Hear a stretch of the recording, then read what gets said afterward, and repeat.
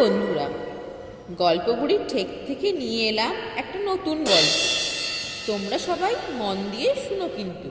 আজকের গল্প মোড়ক ও বিড়াল। একদা গ্রামে এক বিড়াল ছিল। সে গৃহস্থের বাড়িতে এটা ওটা চুরি করে খেত।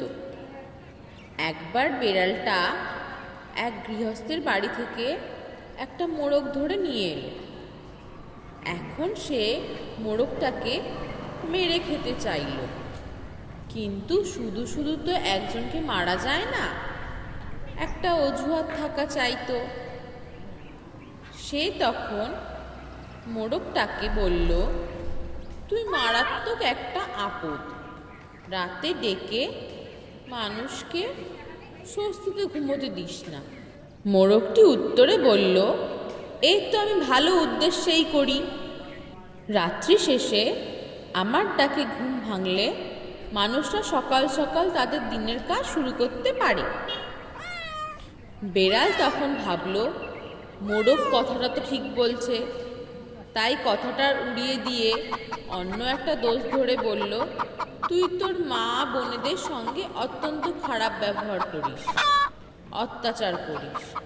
মোড়ক তখন শান্ত স্বরে উত্তর দিল, এতেই আমার মালিক খুশি হয়, বুঝে দেখো কথাটা, মালিকের সম্পদ বাড়ে। বিড়াল তখন বিরক্ত প্রকাশ করে বলল, না, তোর সঙ্গে মেলা প্যাচ প্যাচ করার সময় আমার নেই, কিন্তু তাই বলে আমার যে খিদে পুষে রাখতে হবে পেটে, তারও কোনো মানে নেই, তোকে আমি খাবই। এই বলে বিড়াল মোড়কটা টুটি চেপে ধরে মেরে ফেলল।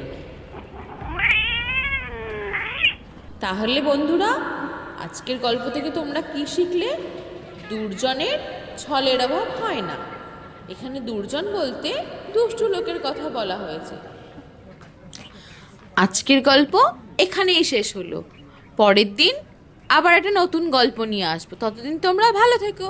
Bye bye.